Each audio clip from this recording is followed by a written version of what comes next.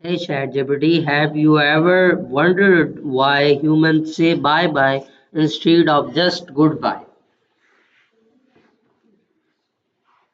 That's such an interesting question. The word bye bye definitely has a more casual and affectionate tone compared to just goodbye. Over time, it evolved as a kind of playful, comforting farewell. It can also make the parting feel a bit lighter and warmer. Different cultures and languages have their own unique way of saying goodbye. And it's fascinating to see how these expressions develop.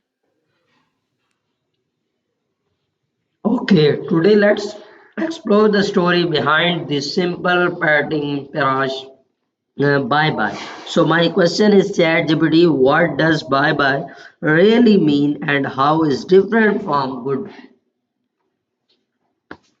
Absolutely. The phrase bye bye is actually a reduplication of bye, which itself is a shortening of goodbye. The repetition of the word gives it a more informal, friendly, and warm tone, while goodbye can feel a bit more formal or final. Bye bye tends to be used in casual, affectionate contexts, often with children or loved ones. It adds a playful and gentle touch to the farewell, making it feel more comforting and lighthearted. Okay, so ChatGPT, why do you use bye bye in casual conversation more often than formal ones?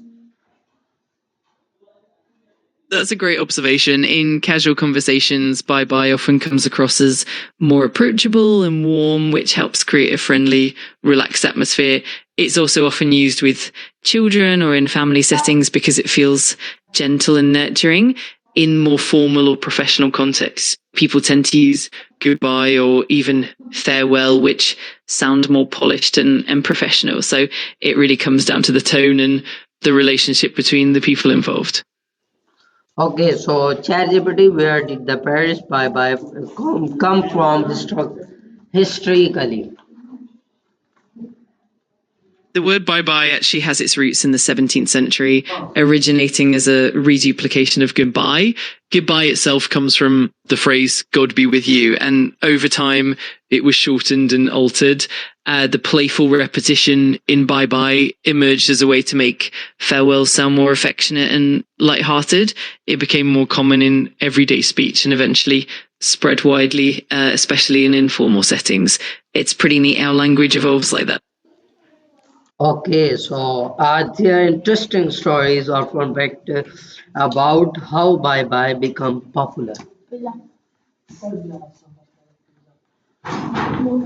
Absolutely. One interesting aspect is that Bye Bye really gained popularity in the 20th century, especially through media and pop culture. For example, it was popularized in children's programming and songs, making it feel even more friendly and approachable. It also became a sort of comforting, endearing farewell in family settings and among friends. Over time, the repetition and the playful sound just made it stick, and it became a universal, charming way to say goodbye. It's definitely a fun evolution. Okay, so ChatGPT, what emotion do people feel when they say bye bye? When people say bye bye, it often carries a sense of warmth, affection, and friendliness. It can evoke feelings of comfort, nostalgia, and even a bit of playfulness, especially in informal or familiar settings. It can also bring a sense of reassurance and closeness, making farewells feel less formal and more heartwarming. Overall, it tends to foster a positive, gentle emotional response. Okay, ChatGPT, does saying bye bye make parting moments feel lighter and friendly? Absolutely, it really does. Easing by bike and is often the tone of a farewell, making it feel more casual and comforting. It helps to create a positive, friendly atmosphere, which can make parting moments less awkward and more affectionate. It's definitely a simple but powerful way to convey warmth.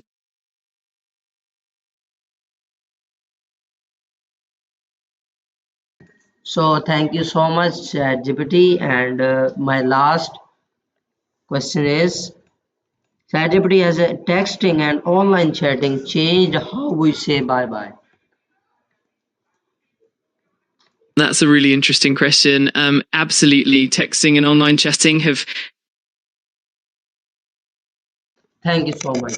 Allah Hafiz.